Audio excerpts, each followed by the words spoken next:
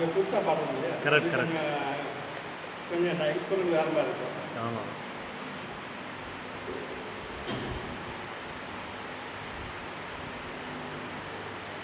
First 2வது 3வது அப்படி லைனாக வரும்.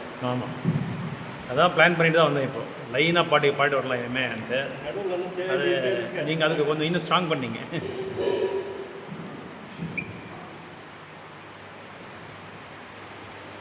சூரிய உதயத்தின் போது பாட வேண்டிய பாடல். சூரிய உதயம் அவங்க பாடுவாங்க. ஆமாம் கரெக்ட். சன்ரைஸ் அந்த பாடல் இதுதான். சூரிய அர்த்தம் பாடுங்களா? ஹரே கிருஷ்ண மந்திரம். ஹரே கிருஷ்ண மந்திரம் கௌராரத்தி கௌராரத்தி பாடலாம். சூரிய அஸ்தமனம் கௌராரத்தி பாடலாம். அதெல்லாம் சூரிய உதயம். ஆமாம் ஆமாம்.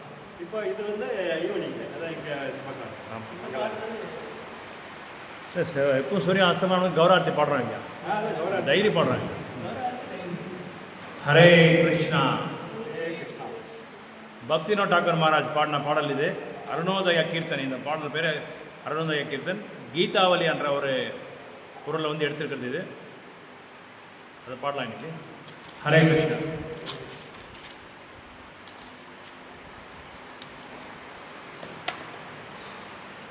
ಉದಿಲೋ ಅರುಣಾಪುರ ಬಾಬಾಗೆ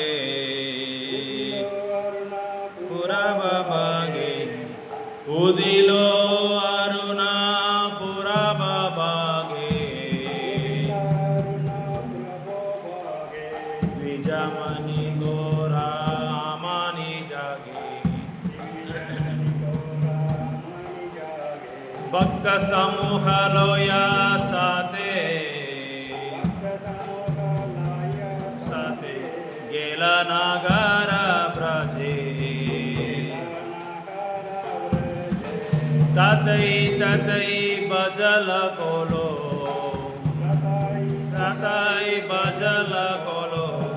गना गना तहे जहेर रोलो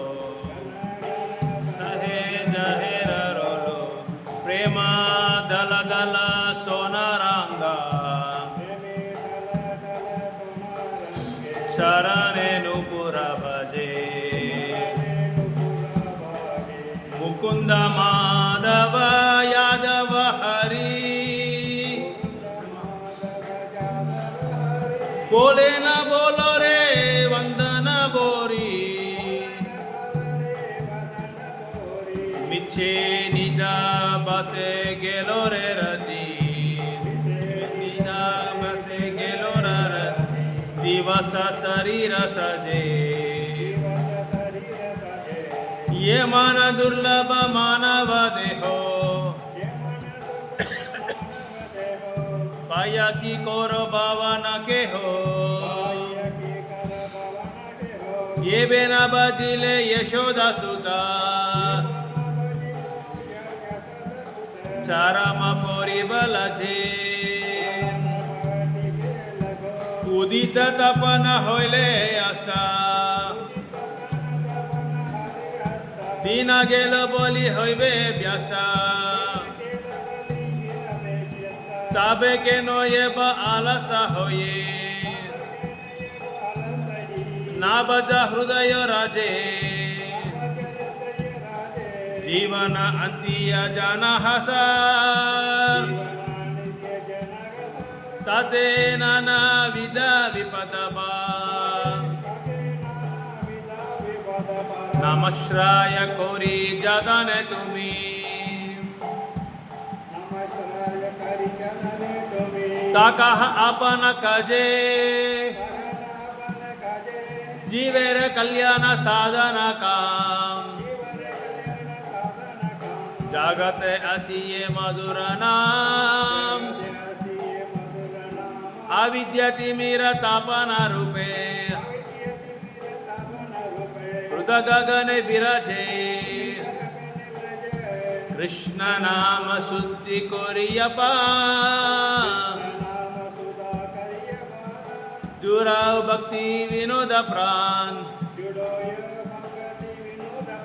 नाम बिना किछु नहीं करो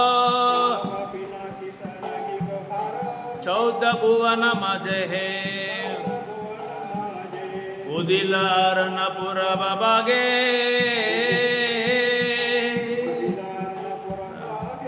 द्विजमणि गौर अमनि जागे भक्त समूह लैले सते गेले नागर ब्रजे गेला नगर ब्रजे उदिलो अरुणपुर बबगे द्विजमणि गौर अमनि जागे भक्त समूह लैला सते गेला नगर ब्रजे ఇది ప్రభు భక్తివినోద్ ఠాకూర్ మహారాజ్ ஃபஸ்ட்டு அருணோதய கீர்த்தன் அப்படியே இது படிங்க பிரபு. பாடலின் பொருள் ஒன்றாவது, கீழ் திசையில் சூரிய உதயத்தில் செங்கதிர்கள் சற்றே தென்பட தொடங்கியது. பிராமணர்களின் மணியாக திகழும் பகவான் கௌரசுந்தர் உடனே விழித்தெழுந்தார். அவர் தம்முடன் பக்தர்கள் பலரை அழைத்து கொண்டு நதியா பகுதியின் நகரங்களிலும் கிராமங்களிலும் பயணம் செய்தார். அதாவது இது சூரிய பகவான் வந்து தெற்கு, ஈஸ்டர்ன் தெற்கு திசையில் வந்து அவர் உதிக்கும் போது அந்த சமயத்தில் வந்து எப்படி இருந்ததுன்னா, இந்த பிராமணர்கள் வந்து கிழக்கு திசையில் வந்து சூரிய பகவான் வந்து உதிக்கும் போது ஜுவல் அமாங் தி பிராமண குடும்பத்திலே ஒரு அது என்ன சொல்கிறது, வைரம் மாதிரி இருக்கிற பகவான் கௌரசுந்தர் வந்து உடனே வந்து எந்திரிச்சிறாரு. அவர் எந்திக்கவுடனே என்ன பண்ணுறாரு, எல்லா பக்தர்களையும் கொண்டு போய் இப்போ நம்ம கோயிலேருந்து காலைல நகர சங்கீதன் போகிறாங்க பாருங்கள், நீங்கள் போகிறீங்களே அந்த மாதிரி எல்லாரையும் அழைச்சிட்டு போய் நகர சங்கீதனுக்கு அழைச்சிட்டு போகிறாங்க. எல்லா வில்லேஜஸில் நதியால் என்னென்ன கிராமங்கள் இருக்கோ எல்லா கிராமத்துலேயும் எல்லா பக்தர்களையும் கூட்டிகிட்டு போய் பகவான நாமத்தை வந்து சொல்லிட்டே போகிறாங்க, நகர சங்கீதம் பண்ணிட்டு போகிறாங்க. அதான் சொல்கிறாங்க. ரெண்டாவது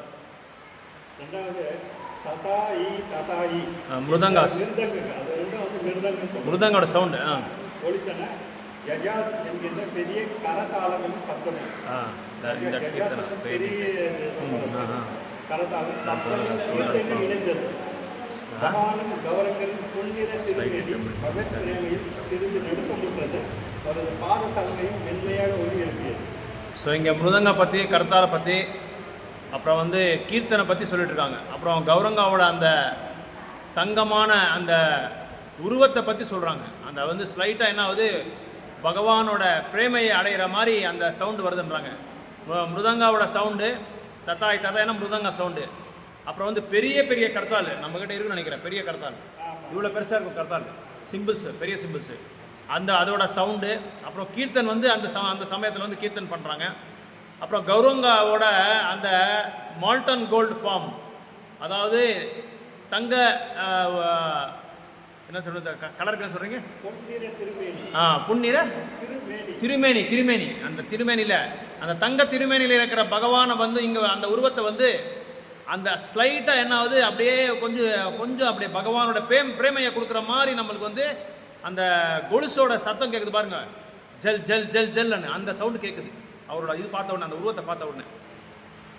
மூணாவது, ஸ்ரீ சைத்தன்ய மகாபிரபு ஊர் மக்களை பார்த்து கூறுகிறார், இரவு பொழுதில் உறக்கத்திலும் பகல் பொழுதில் உடல் அலங்காரத்தில் வீணடிக்கிறீர்கள். இப்பொழுது முகுந்தா, மாதவா, யாதவா, ஹரி என்று முதலிய நாமங்கள் உங்களது வாய் அபராதம் ஏதுமின்றி சொல்லட்டுமே. ஸோ நம்ம மக்களை பற்றி சொல்கிற சைத்தன்ய மகாபிரபு, நீங்கள் தூங்கிட்டே இருக்காதீங்க, உங்கள் உடலுக்கு வந்து சேவ் பண்ணாதீங்க, சீக்கிரமாக எழுச்சிட்டு வாங்க அப்படின்னு சொல்லி அங்கே கிராம மக்களுக்கெல்லாம் சொல்கிறாங்க. உங்களோட இரவும் பகல் எல்லாமே தூங்குறதுலேயே நீங்கள் வந்து ஸ்பெண்ட் பண்ணிடாதீங்க, அதுலேயே நீங்கள் வந்து செலவு பண்ணிடாதீங்க, எந்திச்சு சீக்கிரமாக வாங்க, நம்ம வந்து பகவான நாமத்தை வந்து நம்ம வாயை வந்து பகவான நாமத்தில் வந்து அதில் அலங்காரம் பண்ணலாம், நாமத்தை சொல்லிகிட்டே இருக்கலாம். எப்படி சொல்லலாம், முகுந்தா, மாதவா, யாதவா, ஹரி, இந்த நாமத்தை சொல்லி நம்ம வாயை வந்து என்ன பண்ணலாம், டெக்கரேஷன் பண்ணலாம், அலங்காரம் பண்ணலாம் அப்படின்னு சொல்லி சொல்கிறாங்க.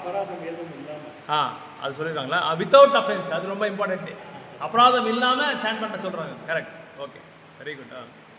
நாலாவது, கிடைத்தற்கரிய மானிட பிரேமி உங்களுக்கு கிடைத்துள்ளது. இது ஒரு வரப்பிரசாதம் என்பதை நீங்கள் உணரவில்லையா? யசோதையின் மைந்தனை வெளிப்பாடாவிடில் மரணத்தின் போது மிகப்பெரிய துன்பங்கள் உங்களுக்காக காத்திருக்கின்றன. பாருங்க சொல்றாங்க, என்ன சொல்றாங்க அப்படின்னா, இந்த மனித வாழ்க்கையே கொடுக்கறது ரொம்ப பெரும் இது கிடைக்காது, ரொம்ப அருது. இந்த மனித வாழ்க்கை நம்மளுக்கு வந்து அடைஞ்சிருக்கிறதே ரொம்ப ரொம்ப ரொம்ப அதிருஷ்டம், நமக்கு பாக்கியவான் நம்ம. அப்படி வந்து இந்த மனித வாழ்க்கையை நீங்கள் அடைஞ்சி இது வந்து ஒரு பெரிய பொக்கிஷம் அப்படின்னு சொல்கிறாங்க. இது கிடைச்சதே நமக்கு வந்து வரப்பிரசாதம், பகவான் கொடுத்த வரப்பிரசாதம். அப்போது இந்த மனித வாழ்க்கையை அடைஞ்சி இந்த வரப்பிரசாதத்தை வந்து நம்ம சரியாக பயன்படுத்தாமல் இருந்தால் எப்படி பயன்படுத்தணும்? யசோதா புகழ்ந்தநாத பகவான் ஸ்ரீ கிருஷ்ணனை வந்து வழிபட்டு அவரோட நாமத்தை சொல்லி உங்களோட துன்பங்களையும் உங்களோட மிருத்தியும் மரணங்களையும் வந்து தூரம் பண்ணுங்க அப்படின்னு சொல்லி சொல்கிறாங்க. இல்லைன்னா என்ன ஆகும்? நம்மளுக்கு மிருத்யு கிட்ட வந்துடும் அப்படின்னு சொல்கிறாங்க.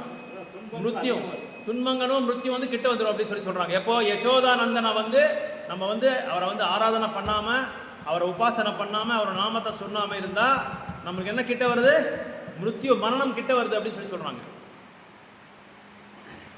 உங்களுக்கு காத்துக்கிட்டு இருக்க மரணம் அப்படின்றாங்க, காத்துக்கிட்டு இருக்குன்றாங்க மரணம். ఎంత బాగుంది చూడండి మన హిందీలో ఇది చదువుకుంటేనే మన ఊరికే పాడేస్తామే, వేరే ఏమి వద్దు మనకి, అంతే సార్ కరెక్ట్గా మనం ఫాలో படிங்க. கிடைத்தற்கரிய மானிட பிறவி உங்களுக்கு கிடைச்சிருக்கு. இது ஒரு வரப்பிரசாதம். வரப்பிரசாதம் எது வரப்பிரசாதம்? இந்த மானவ இந்த ஜென்மம் வரப்பிரசாதம் என்பதை நீங்கள் உணரவில்லையா? நம்ம உணரலையா? நம்ம மனித வாழ்க்கையை வந்து வரப்பிரசாதம் சொல்லி உணரல. ஏதோ மானவ பிறப்பு வந்துடுச்சு, நம்ம ஜாலியாக சுற்றிட்டு அனுபவிச்சுட்டே இருக்கலாம்னு சொல்லி நம்ம நினச்சிட்டு இருக்கோம். ஆனால் இதை நீங்கள் உணரணும் அப்படின்றாங்க. எதுக்காக இந்த மனித வாழ்க்கை கொடுத்துருக்குறது நீங்கள் நம்ம உணரணும் அப்படின்னு சொல்லி சொல்கிறாங்க.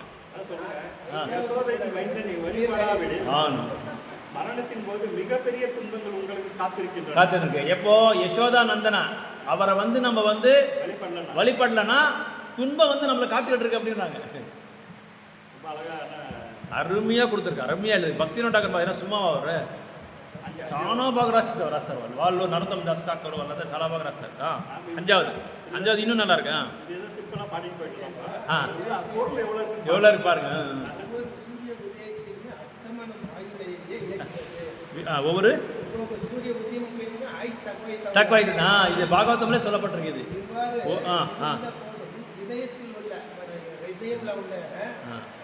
பகவானுக்கு சேவை செய்யாமல் வீணாக்கு.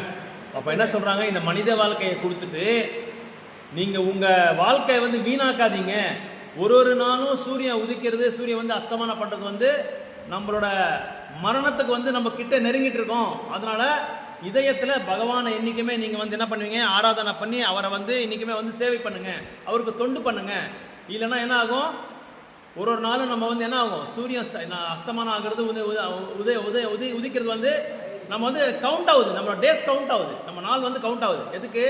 நெருங்கி நோக்கி போகிறோம், நம்ம மரணத்தை நோக்கி போகிறோம். அதனால தான் பர்த்டேஸ் இதெல்லாம் நம்ம செலிப்ரேட் பண்ணுறோம் இல்லையா? அது வந்து பகவானுக்கு சார்ந்த மாதிரி நம்ம செலிப்ரேட் பண்ணலாம் பர்த்டேஸ். ஆனால் ஒரு பர்த்டே என்ன நம்மளுக்கு வார்னிங் கொடுக்குதுன்னா, உனக்கு கிட்ட வந்துடுச்சு, உன்னோட வந்து மரணம் வந்து கிட்ட வந்துருச்சு. ஆனால் அப்படின்னு சொல்லி பர்த்டே நீங்கள் செலிப்ரேட் பண்ண வேண்டாம்னு சொல்ல. ஆனால் பர்த்டே செலிப்ரேட் வந்து நம்ம கல்ச்சர் கிடையாது, நம்ம நாகரிகத்தையே கிடையாது. அது வந்து இங்கிலீஷ்காரங்க வந்து பிரபு சொன்ன மாதிரி இங்கிலீஷ்காரங்க வந்து நம்ம சொல்லி கொடுத்தது. ஆனால் நம்ம என்ன பண்ணணும்? இப்போ பர்த்டே செலிப்ரேட் பண்ணணும்னு சொல்லி எல்லாருமே அந்த இது பழக்கம் வந்துருச்சு, ஆசை எல்லாரும் பார்த்து எல்லாருக்கும் இப்போ ஆசை வருது. அதனால என்ன பண்ணணும்? அதை வந்து பகவானுக்கு நைவேத்தியம் பண்ணி அவங்க பேரை சொல்லி பகவான் பக்தர்கள் எல்லாருக்குமே அந்த பிரசாதத்தை டிஸ்ட்ரிபியூட் பண்ணணும். அது பண்ணணும். அப்படி பண்ணாதான் நம்ம இந்த மாடர்ன் வேர்ல்டில் வந்து நம்ம வந்து அவங்களுக்கு கரெக்டாக நம்ம வந்து ப்ரீச் பண்ண முடியும். இல்லை ப்ரீச் பண்ண முடியாது. வாழ்க்கை தற்காலிகமானது, துன்பங்கள் நிறைந்தது என்று உண்மை தத்துவத்தை புரிந்து கொள்ள வேண்டும். ஆகையால் பகவான் திருநாமத்திடம் தஞ்சம் அடைந்து சனாதன தர்மமான பகவானின் சேவையில் ஈடுபடுவோமாக. You should understand the essential fact. Life is இவங்க சொல்கிறாங்க, ஒரு உண்மையான இந்த வாழ்க்கையோட சாராம்சத்தை நம்ம என்ன புரிஞ்சுக்கணும் அப்படின்னா, இந்த வாழ்க்கைன்றது வந்து நிரந்தரமானது கிடையாது, இது தற்காலிகமானது. என்றைக்கு வேணாலும் நம்ம வந்து பக்கெட்டை ஒதிச்சிடலாம். கிக்கிங் த பக்கெட் அப்படின்னா நம்ம என்றைக்கு வேணாலும் நம்ம வந்து அலைஞ்சிடலாம். ஆனால் நம்ம என்ன மறக்கக்கூடாது அப்படின்னா, இந்த வாழ்க்கை இன்னொன்று என்ன, ஃபுல்லாமே துன்பத்தோட நிறைஞ்சிருக்கிறது. என்றைக்குமே எல்லா நேரமும் துன்பத்தோட நிறைஞ்சிருக்கிறது தான். ஒரு நொடி நம்ம சந்தோஷமாக இருந்தால் அடுத்த நொடி என்ன இருக்கும்? துன்பத்தில் ஆளாக்கிடுவோம். அந்த மாதிரி துன்பத்திலே இருக்கிற இந்த வாழ்க்கையில் வந்து நீங்கள் என்ன பண்ணணும், எச்சரிக்கையாக பகவானோட நாமத்தை உச்சரித்து எப்பொழுதுமே நம்மளோட நிரந்தரமான ஒரு நிலை பகவானுக்கு தாசனாக இருக்கிறது. ஸ்ரீ ஸ்ரீ ராதாகிருஷ்ண பகவானுக்கு ஜெய், ஸ்ரீ ஸ்ரீ லக்ஷ்மி நரசிங்கதேவ் பகவானுக்கு ஜெய், சைத்தன்ய மகாபிரபுக்கு ஜெய், நித்யானந்த மகாபிரபுக்கு ஜெய், கௌர் பிரேமானந்தே. 7வது பிரபு. அறியாமை என்னும் இருளை அகற்ற இதயம் என்னும் வானில் எரியும் சூரியனை போல கிருஷ்ணனின் இந்த இனிய நாமம் ஜீவராசிகள் அனைவருக்கும் நன்மை அளிப்பதற்காக இந்த பௌதிக உலகத்திற்கு வந்துள்ளது. ஸோ சூரியன் வந்து எல்லாருக்குமே எப்படி வெளிச்சத்தை கொடுக்குறாங்களோ அந்த மாதிரி நம்ம எல்லா ஜீவராசிகளுக்கும் வந்து பகவானோட நாமத்தை வந்து வெளிச்சம் கொடுக்குது. பகவானோட நாமத்தை நம்ம எப்போ ஜபிக்கிறோமோ அப்போ வந்து சூரியன் நம்மளுக்கு எல்லாம் உலகத்துக்கே வெளிச்சம் கொடுக்குற மாதிரி நம்மளோட வாழ்க்கைக்கு வந்து நம்மளோட ஆன்மீக வாழ்க்கைக்கு வந்து பகவானோட நாமம் வந்து நம்மளுக்கு வெளிச்சத்தை கொடுக்குது. அப்படின்னா நம்மளுக்கு உண்மையான நோக்கம் என்னன்னு சொல்லி நம்மளுக்கு தெரிய வைக்கிறது. ஜீவராசிகள் அனைவருக்கும் எல்லாருக்கும் நன்மை கொடுக்குது. நன்மை அளிப்பதற்காக இந்த பௌதிக உலகத்துக்கு இந்த நாமம் வந்திருக்கு. நாமம் வந்திருக்கேன். அதாவது எல்லா ஜீவராசிகளுக்கு வந்து நல்லது செய்யறதுக்காக வந்திருக்காங்க. சைத்தன்ய மகாபிரபு நல்லது செய்யறதுக்காக இந்த ஹரிநாமத்தை கொடுத்துருக்காங்க.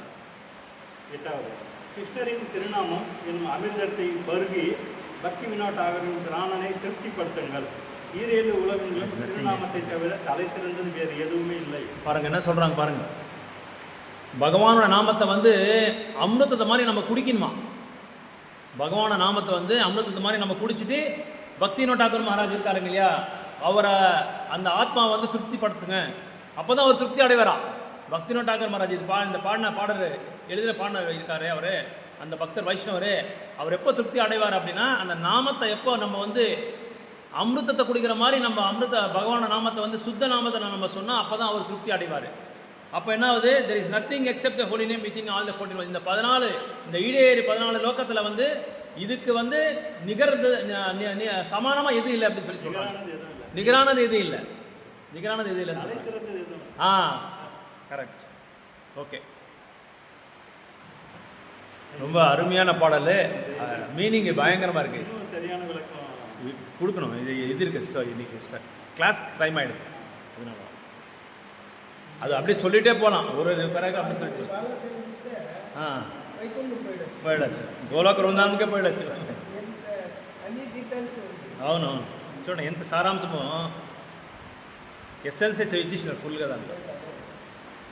ஹரே கிருஷ்ணா. இன்றைக்கி ஒரு முக்கியமான ஒரு தலைப்பு நம்ம பார்க்க போகிறோம். பிரபு வந்து இந்த கீர்த்தனை அந்த விளக்கத்தையே நம்ம சொல்லிகிட்டே போகலாம் அப்படின்னு சொல்லி சொல்கிறாரு.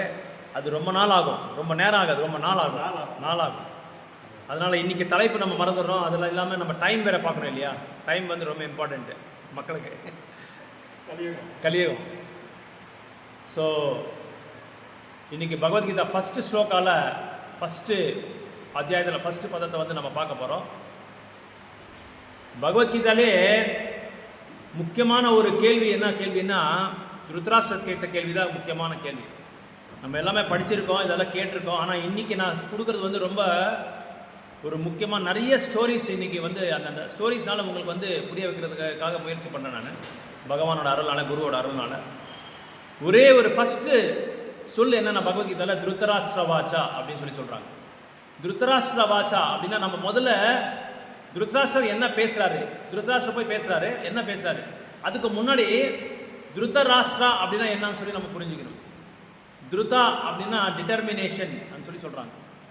டிட்டர்மினேஷன் அதாவது உறுதிமொழி. என்ன சொல்கிறது கரெக்டா? உறுதிமொழி.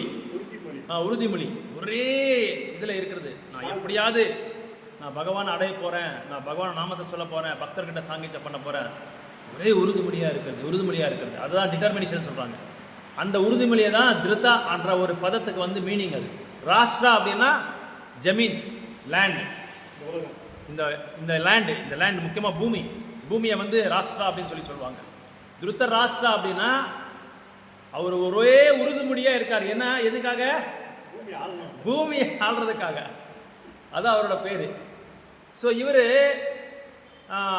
கண் பார்வை இல்லாதவர். யார்? திருத்தராஷ்டிரர். இந்த கண் பார்வை இல்லாதனாலும் பரவாயில்ல, நிறைய மக்கள் நம்ம உலகத்தில் பார்க்கலாம். எத்தனையோ பேர் குருடங்கள் இருக்காங்க, பார்வை இல்லாமல் இருக்காங்க. இருந்தால் கூட அவங்களோட ஆம்பிஷன்ஸ், அவங்களோட லட்சியங்கள் வந்து ரொம்ப டிஃப்ரெண்ட்டாக இருக்கணும் எப்பவும். அதான் இங்கே சொல்கிறாங்க, இந்த ஸ்லோகங்கள் என்ன சொல்கிறாங்கன்னா, நம்ம என்னதான் பார்வை இல்லாத இருந்தாலும் பரவாயில்ல, நம்மளோட ஆம்பிஷன்ஸு, நம்மளோட லட்சியங்கள், நம்மளோட குறிக்கோள் எல்லாமே ரொம்ப சிறப்பாக இருக்கணும். அப்படி சிறப்பாக இல்லைன்னா நம்மளையும் பாதிக்கும், மற்றவங்களையும் அது பாதிக்கும்.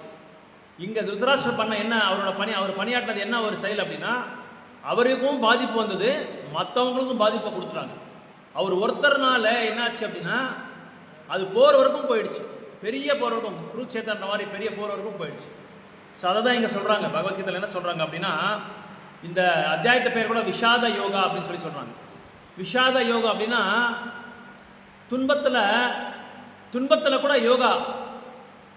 அர்ஜுனர் என்ன பண்ணாருன்னா அழுந்துட்டு இருந்தார், குருக்ஷேத்திரத்தில் போர்க்களத்தில் வந்து நின்று அங்கே உட்காந்துட்டு அழுந்துட்டு இருந்தார். அந்த அழுந்துட்டு இருக்கும்போது கூட அதை கூட யோகான்னு சொல்லி சொல்கிறாங்க. ஏன் அப்படின்னு சொல்லி கேள்வி கேட்கலாம் நம்ம. என்னடா அழுவுறது கூட ஒரு யோகாவா அப்படின்னு சொல்லி கேள்வாங்க. சில பேர் சிரிக்கிறது ஒரு யோகாவா அப்படின்னு சொல்லி கேட்பாங்க. எப்படி இது யோகா ஆகுது அப்படின்னா, பகவான் கிருஷ்ணர் பக்கத்தில் இருக்கார், கிருஷ்ணரை வச்சு அவர் அழுந்துட்டு இருக்காரு, கண்ணீர் போடுறாரு. அதனால என்ன ஆகுது, விஷாத யோகாவாக மாறுது. ஸோ அதனால் பகவானோட தொடர்பு இருக்கிறதுனால அது எல்லாமே யோகாவாக மாறிடும். இப்போ நம்ம போகிற யோகா கிளாஸ் வேறு, இங்கே சொல்கிற யோகா வேறு. இப்போ நம்ம போகிற யோகா கிளாஸ் எதுக்குன்னா, நம்மளோட உடல் பயிற்சிக்காக நம்ம போயிட்டு இருக்கோமே தவிர பகவானோட பயிற்சிக்காக நம்ம போகிறதில்ல. யோகா அப்படின்னா the very meaning of yoga is to unite. பகவான் கிட்ட நம்ம வந்து அணையிறது, அதான் யோகான்னு சொல்லி சொல்லுவாங்க. அணையிறது, யுனைட், ஐக்கியமாகிறது, அதான் யுனைட்னு சொல்கிறாங்க. ஸோ அதை இங்கே அந்த அர்ஜுனர் வந்து அந்த போர்க்களத்தில் வந்து அழுந்துட்டு இருக்கும்போது அந்த துன்பத்துக்கு என்ன காரணம்ன்றது நம்ம இன்னைக்கு பார்க்க போகிறோம். அது மட்டும் இல்லாமல் முக்கியமாக இன்னைக்கு திருதராஷ்டிரரை பற்றி நிறைய பார்க்குறோம். ஏன்னா திருதராஷ்டிரத்துலேருந்து அவரோட அந்த நபர்களோட அந்த பர்சனாலிட்டியிலேருந்து நம்ம நிறைய பாடங்களை வந்து நம்ம கற்றுக்க வேண்டியதாக இருக்குது. ஸோ திருதராஷ்டிரர் அந்த மாதிரி ஒரு செயல்கள் வந்து பண்ணதுனால தான் துரியோதனருக்கு ஒரு சரியான தகப்பனாரா என்ன கடமைகள் அவருக்கு கொடுக்கணும், என்ன பயிற்சி கொடுக்கணுன்றது அவருக்கு கம்ப்ளீட்டாக மறந்துட்டார். சைலண்டாக இருந்துட்டார், அவர் எதுவுமே சொல்லாமல் சைலண்டாக இருந்துட்டார். அவரோட ஒரே நோக்கம் எப்படின்னா என்னன்னா, நான் வந்து அரசனாகலை அரசபைக்கு, அட்லீஸ்ட் என்னோட பையனாவது அரசனாகணும், அவராது மன்னராகணும், அதை பார்த்து நான் வந்து சந்தோஷப்படணும். இதோட ஒரே ஒரு நோக்கம் தான் திருதராஷ்டிரோட நோக்கம். நம்ம பார்க்கலாம். ஆனால் நிறைய பேர் என்ன சொல்கிறாங்க, பாவம் திருதராஷ்டிரருக்கு வந்து கண்ணு தெரியல, அதனால் அவர் அப்படி ஆகிட்டு அப்படி இருந்தார் அப்படின்னு சொல்லி நம்ம யோசனை பண்ணால், உண்மையாக அவருக்கு வந்து பார்வையும் இல்லை, ஆன்மீக பார்வையும் இல்லை. ஆன்மீகத்துலேயும் அவருக்கு பார்வை இல்லை, பௌதிகத்திலையும் அவருக்கு பார்வை இல்லை. அதே மாதிரி தான் அவரை பையனும் அவரை வளர்த்தி விட்டார், துரியோதனரும் அதே மாதிரி வளர்த்து விட்டார். நம்ம வரலாறுல பார்க்கலாம், ஒரு உயர்ந்தமான ஒரு பக்தர், அவர் பேர் சூர்தாஸ் சொல்லி பேர், நீங்கள் எல்லாரும் கேள்விப்பட்டிருப்பீங்க. சூர்தாஸ், அவருக்கு வந்து பார்வை இல்லை. ஆனால் ஒரு நாளும் வந்து பகவானோட தர்சனத்துக்காக டெய்லி வருவார். ஒரு நாள் பகவானோட தர்சனத்துக்கு இந்த மாதிரி தர்சனம் பார்த்துக்கிட்டு அந்த பகவான் வந்து என்ன ஆடையை அடைஞ்சிருக்காரோ அந்த ஆடையை பற்றி அப்படியே பாடலை வந்து வர்ணிப்பார்.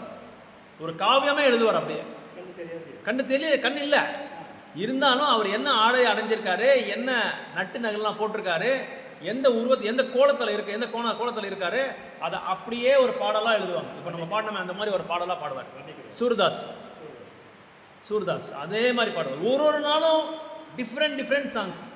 இன்னைக்கு ஒரு பாடல் பாடினா அடுத்த நாள் என்ன கலர் போட்டிருக்காங்களோ பகவான், இன்னைக்கு கிருஷ்ணன் என்ன போட்டிருக்காரு, க்ரீம் கலர், அது க்ரீம் கலர் போட்டிருக்காங்க இல்லையா, ஒயிட்டில் கொஞ்சம் க்ரீம் கலர் மாதிரி போட்டிருக்காங்க, அதை அப்படியே வர்ணிப்பார். கண் இல்லை ஆனால் அப்படியே வர்ணிப்பார். அவர் ஸ்ரீநாத்ஜி, அந்த கடவுளை தான் வந்து அவர் வழிபட்டு இருந்தார், ஸ்ரீநாத்ஜி. அப்போ அடுத்த நாள் என்ன பண்ணுவார், வேற கலரில் போடுவார், வேற கலரில் பூஜாரி வந்து சேஞ்ச் பண்ணால் அதை அப்படியே வர்ணிப்பார்.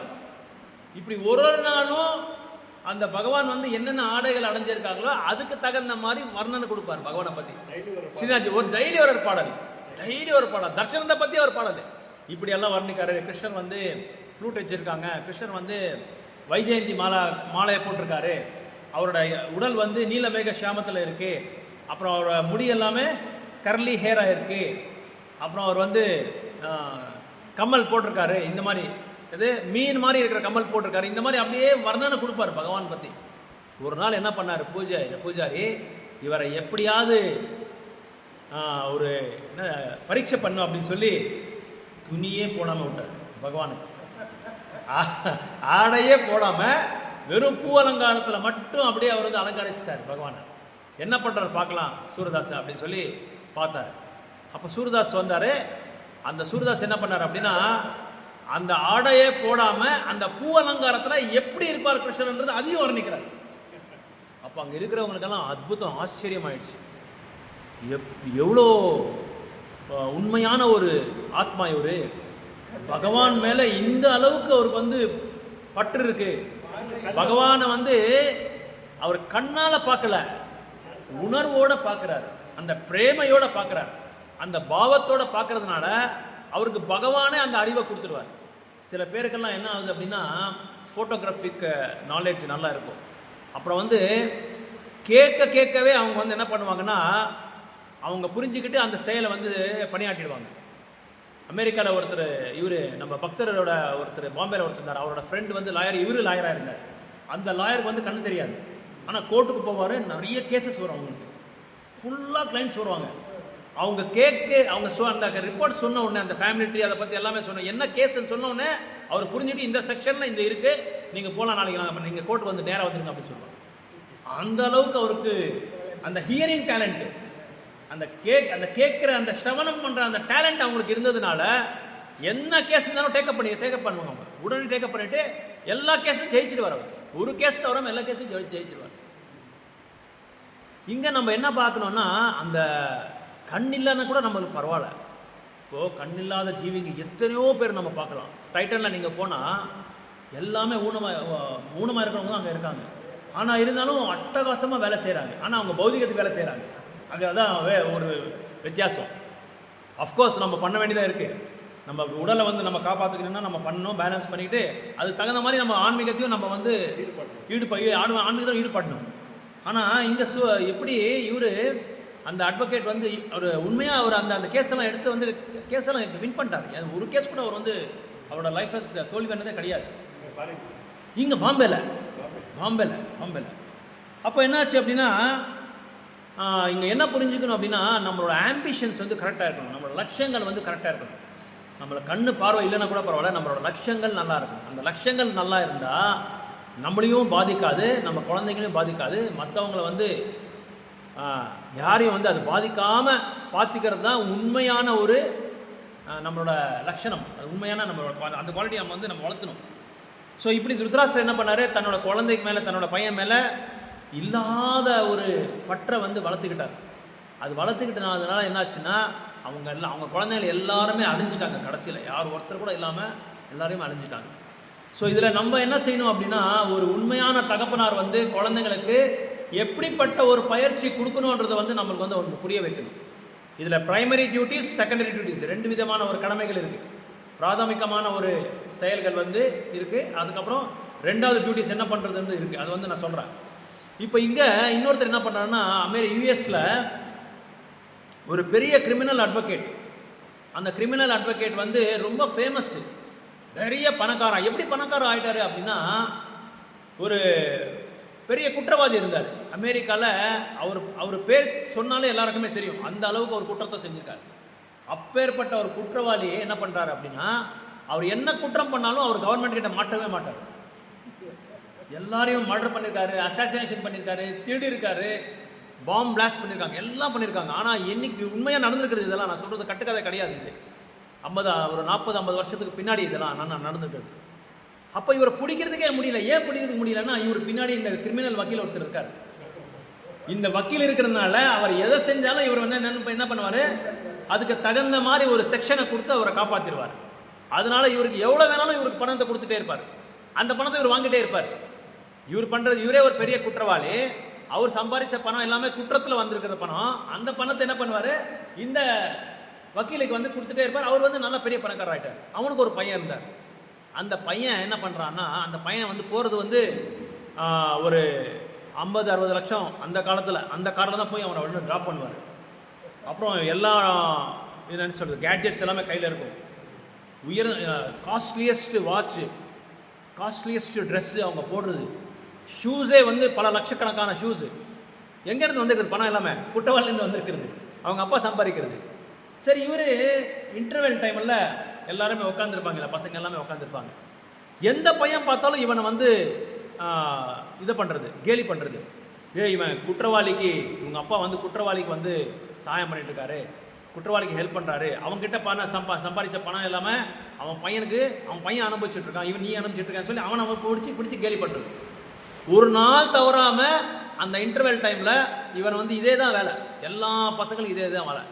இவனுக்கு ஸ்கூலுக்கு போகிறதுக்கே விருப்பமே இல்லை. அப்போ என்னாச்சு, ஒரு நாள் ஸ்கூலுக்கு போகாமல் உட்காந்துருக்கான் வீட்டில். அப்பா வந்து கேட்குறாங்க, வக்கீல் அட்வொகேட், ஏன்பா ஸ்கூலுக்கு போகல, நீ உனக்கு என்ன குறைச்சல், எல்லாமே உனக்கு கொடுத்துருக்கேன், எந்த குழந்தைக்கும் எந்த அப்பனும் வந்து இந்த மாதிரி ஒரு வசதி கொடுக்கல, அந்த அளவுக்கு உனக்கு உயர்ந்தமான வசதியை நான் உனக்கு கொடுத்துட்டேன் இந்த வயசுல, உனக்கு வேறு என்ன குறைச்சல் அப்படின்னா, நீங்கள் கொடுத்த வசதியே எனக்கு பெரிய பிரச்சனை அப்படின்னு சொல்லுவாங்க. நீங்கள் கொடுத்தீங்களா அந்த வசதியே எனக்கு பெரிய தலைவலியாக இருக்குது, நான் இனிமேல் ஸ்கூலுக்கு போக மாட்டேன் அப்படின்னு சொல்லி சொல்கிறாரு.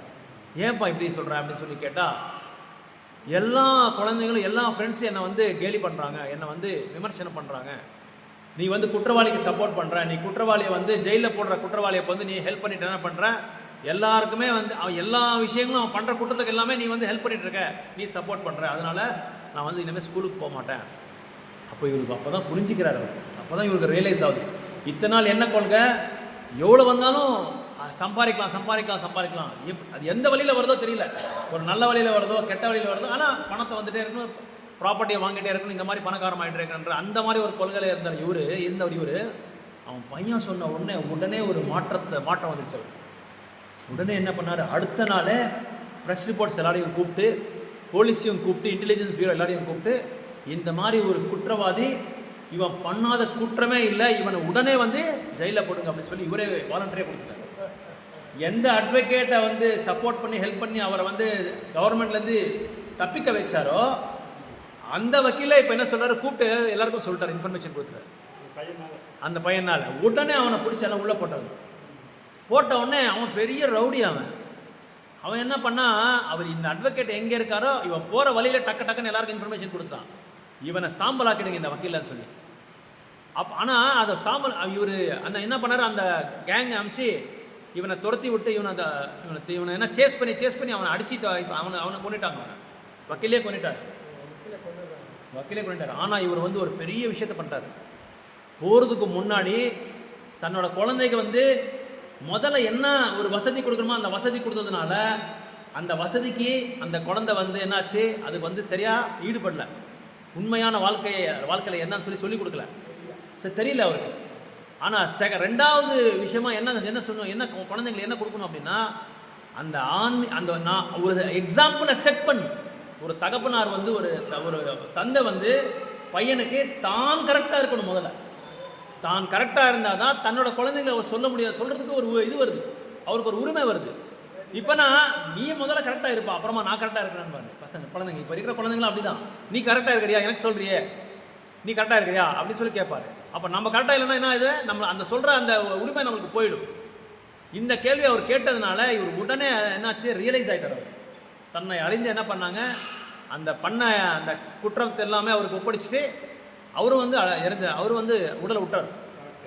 அப்போ இதில் வந்து நம்ம என்ன புரிஞ்சுக்கணும்னா, என்ன பாடத்தை நம்ம புரிஞ்சுக்கணும்னா, நம்ம குழந்தைங்களுக்கு வந்து வசதி மட்டும் கொடுக்குறதில்ல, அந்த வசதி எப்படி வந்திருக்கிறது, எதனால் வந்திருக்கிறது, எந்த வழியில் வந்திருக்கிறது, உண்மையாக அந்த வழி கரெக்டா, நான் பண்ணுறது கரெக்டா, இப்படி நான் பண்ணால் என் குழந்தைங்களும் அதே மாதிரி பண்ணுவாங்க, அதனால் நான் நல்ல வழியில் நான் போகணும், நான் ஒரு சரியான தார்மீகமான வழியில் நம்ம போனாதான் நம்மளோட குழந்தைங்களே அந்த தார்மீகமான வழியை வந்து கடைப்பிடிப்பாருன்றது புரிய வைக்கிறதுக்காக தான் இந்த கதை வந்து நம்மளுக்கு ஒரு பாடமாக இருக்குன்னு சொல்கிறாங்க. ஸோ இந்த மாதிரி அந்த ஆம்பிஷன்ஸ் வந்து கரெக்டாக இருக்கணும், நம்மளோட லட்சியங்கள் வந்து கரெக்டாக இருக்கணும், அந்த லட்சியம் வந்து கரெக்டாக இருக்கணும். அது கரெக்டாக இருந்தால் தான் நம்ம போகிற வழி கரெக்டாக இருக்கும்.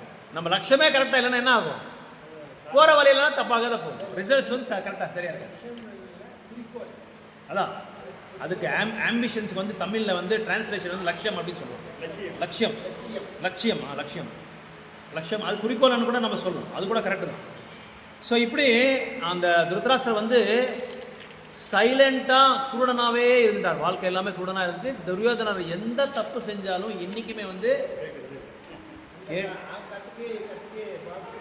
ஷூட் ஆயிட்டாரு, மேட்ச் ஆயிட்டா வந்து எந்த தப்பு பண்ணாலும் அவர் வந்து இது நீ பண்ணது தப்புன்றது வந்து என்றைக்குமே அவர் சொல்லவே சொல்ல. தான் என்ன பண்ணாலும் பரவாயில்ல. இது நம்ம உலகத்தில் நம்ம பார்க்கலாம், சமுதாயத்தில் நம்ம பார்க்கலாம். பெரிய பெரிய இவங்களாம் என்ன பண்ணுவாங்க, திருட்டுத்தனமாக சம்பாதிக்கிறாங்க, ஆனால் குழந்தைங்களுக்கு வந்து நல்லா ஜாலியாக எல்லாமே வாங்கி கொடுக்குறாங்க. அந்த குழந்தைங்களும் தெரியாமல் என்ன பண்ணுறாங்க, புரியாமே அவங்க வந்து அது வந்து அனுபவிச்சுட்டே இருப்பாங்க, போயிடுறாங்க அவங்களும். எல்லாமே அப்படி தான் இருக்காங்க. ரொம்ப சொன்ன மாதிரி அதே தான். ஸோ அது வேண்டாம், அது பற்றி நம்ம சொல்கிறது வேண்டாம். இல்லை சொல்கிறேன், உலகமே அப்படி தான் இருக்குது, உலகமே அப்படி தான் இருக்குது, நம்ம ஒன்றும் பண்ண முடியாது. ஸோ அதனால் இங்கே அதே மாதிரி ஒரு வில்லேஜில் ஒரு குடிகாரன், அந்த குடிகாரன் எப்போ பார்த்தாலும் குடிக்கிறது தான், எந்நேரமும் குடிச்சிட்டே இருக்கிறது தான் வேலை. ஒரு பெரியவர் வந்து கேட்டார், நம்ம உங்களை மாதிரி பக்தர்கள் வந்து கேட்டாங்க, ஏன்பா யாரப்பா உனக்கு இந்த வேலை கத்தி கொடுத்தது அப்படின்னு சொல்லுவார். எங்கள் அப்பா கத்தி கொடுத்தாரு, எங்கள் அப்பா குடித்தாரு, நானும் குடிச்சிட்டே இருக்கேன் அப்படின்னு சொல்லுவார். அதே வில்லேஜில் ஒரு போலீஸ் ஆஃபீஸர், அவர் வந்து இன்னொருத்தரை போய் இன்னொரு பெரியவரை வந்து இன்னொரு பெரியவர் வந்து அவரை கேட்குறாரு, போலீஸ் ஆஃபீஸரை. அவர் என்ன சொல்கிறாருன்னா, நீ என்னப்பா நீ பெரிய போலீஸ் ஆஃபீஸராக இருக்கிற, உன்னோட ஃப்ரெண்டு எப்போ பார்த்தாலும் குடிச்சிட்டே இருக்கான், நீ கொஞ்சம் அவருக்கு புத்தி சொல்லக்கூடாதா, இது நல்லது கெட்டது சொல்லக்கூடாதா அப்படின்னு சொல்லி கேட்குறாரு. நான் என்ன பெரியவரே பண்ணிட்டோம், எங்கள் அப்பாவும் குடிகாரர் தான், ஆனால் எங்கள் அப்பா குடிகாரனாக இருந்தால் கூட நான் அதை புரிஞ்சுக்கிட்டேன், எங்கள் அப்பா மாதிரி நான் ஆகக்கூடாது, நான் ஒரு மாற்றத்தை கொண்டு வரணும் என்னோடய குடும்பத்தில் அப்படின்னு சொல்லி நான் வந்து என்ன ஆகினேன், நான் போலீஸ் ஆஃபீஸரையாக இருக்கிறேன், ஒரு குடும்ப சமமாக இருக்கிறேன், ஒரு ஆன்மீகமான ஒரு பகவான் ஒரு பக்தனாக கூட நான் இருக்கிறேன். ஸோ இப்படியெல்லாம் நான் இருக்கிறதுனால என்னோட குழந்தைங்களுக்கு இப்படி எப்போ அதே தான் அந்த வழியை தான் நான் காமிச்சிட்ருக்கேன். எனக்கு எங்கள் அப்பாவை பற்றி நான் யாருக்கு இந்த குழந்தைங்களுக்கு என்றைக்குமே சொல்லவே மாட்டேன், அவங்களுக்கு தெரியவும் தெரியாது. ஏன்னா நல்லவனானா சொல்லலாம், இப்போ துரியோதனர் போய் எக்ஸாம்பிள் நம்ம சொல்லுவோம் நல்லவன்ட்டு, ராவணன் நம்ம சொல்லுவோம், இரண்யகசிப்பை நம்ம சொல்ல மாட்டோம். அதே பிரகலாதரை பற்றி சொல்லுவோம், அம்பரீஷ மகாராஜ் பற்றி சொல்லுவோம், அனுமானை பற்றி சொல்லுவோம். அதனால் அவன் ரொம்ப எச்சரிக்கையாக எந்த விதமான ஒரு கருத்தை கொடுத்தா இவங்க வந்து எடுத்துக்குவாங்க, நல்லா ஆகுவாங்க, நல்ல வழியில் போவாங்கன்றதை வந்து புரிஞ்சுக்கிட்டாங்க. அது புரிஞ்சுக்கிட்டு அதுக்கு தகுந்த மாதிரி அவங்களுக்கு வந்து கட்டளைகளை கொடுத்தாங்க. ஸோ இப்படி இங்கே ரெண்டு பேரும் குடிகாரங்க தான். ஒருத்த வந்து அப்பா மாதிரி, அப்பா குடிச்சா நான் குடிச்சா என்ன, ஒரு ஸ்டோரி இருக்குது. என்ன ஸ்டோரி அப்படின்னா, ஒரு குடும்பத்தில் அப்பா வந்து இதே மாதிரி குடிகாரன். அப்போது பையன் வரான், பையன் வந்துட்டு என்னப்பா குடிச்சு, நீ குடிப்பான்றாரு. Okay right. அப்புறம் அங்கிள் வராரு, அப்பாவோட அண்ணன் வராரு, அவர் என்ன பண்ணுறாரு, நீ குடிப்பான்றாரு. எல்லாரும் உட்காந்து குடும்பத்தில் உட்காந்து ஒரே இடத்துல சேஸ்ன்னு சொல்லிட்டு எல்லாம் குடிச்சிட்டே இருக்காங்க. பக்கத்து வீட்டுக்காரன் வந்து பக்கத்து வீட்டில் அவன் என்ன பண்ணுறான், அவன் ஃப்ரெண்டு வரான் பக்கத்து வீட்டுக்கு வந்து, என்னடா அவங்க பக்கத்து வீட்டில் எல்லாருமே குடிக்கிறாங்க, குடிகார ஃபேமிலி அப்படின்றாங்க. ஆமாம் குடிகார ஃபேமிலி தான் குடிக்கிறது, ஏன்னா அப்பாவும் குடிக்கிறாங்க, அப்போ பையனும் குடிக்கிறாங்க, பெரியப்பா சித்தப்பா எல்லாமே குடிக்கிறாங்க, அப்போ எல்லாரும் குடிச்சா அது ஒரு நல்ல இடத்துக்கு நம்ம போவோம் அப்படின்னு சொல்லி அவங்க என்ன நினைக்கிறாங்க, நல்ல இடத்துக்கு எல்லாருமே போவாங்க, அதில் நம்ம என்ன செய்யலாம், நம்மளும் குடிக்கலாம். அதை வந்து இதை டிஸ்கிரிமினேட் பண்ணல, அவங்க குடிக்கிறதுனால எங்கே போகிறாங்கன்றதை டிஸ்கிரிமினேட் பண்ணல. இவங்க எல்லாமே நரகலோகத்துக்கு போகிறாங்க, அப்போ நரகலோகத்துக்கு போனால் நரகலோகம் உயர்ந்தமான ஒரு இடம், ஒரு நல்ல இடம், அங்கே போயிடலாம் அப்படின்னு சொல்லி இந்த பிரபுபாதர் சொன்ன ஸ்டோரி இது. அப்போ நரகலோகம் என்ன நரகம், எல்லாருக்குமே ஒரு சிறப்பான இடம் சொல்லி நம்ம எல்லாருமே குடிக்கலாம் அப்படின்னு சொல்லி எல்லாம் புரிஞ்சுக்கிட்டு என்ன பண்ணுறாங்க. அதனால தான் ஒரு வழியில் நம்ம போகிறோன்னா அந்த வழி வந்து ஒரு சிறப்பான வழியாக நம்மளுக்கு வந்து எடுபடுமா, அது உண்மையான தார்மீகமானதான்றது நம்ம வந்து பிரித்து பார்த்து நம்ம வந்து அதுக்கப்புறமா வந்து தேர்ந்தெடுக்கணும் அந்த வழியை. ஸோ இந்த மாதிரி திருதராஷ்டிரர் என்ன பண்ணார், எல்லாத்துக்குமே வந்து சைலண்ட்டாக இருந்துட்டு எதை வேணாலும் பண்ணிக்கலாம் பையன் அப்படின்னு சொல்லி அந்த வழியில் அவர் போயிட்டார். ஸோ அதனால் பகவான் இங்கே நம்ம என்ன புரிஞ்சுக்கணும் அப்படின்னா, இங்கே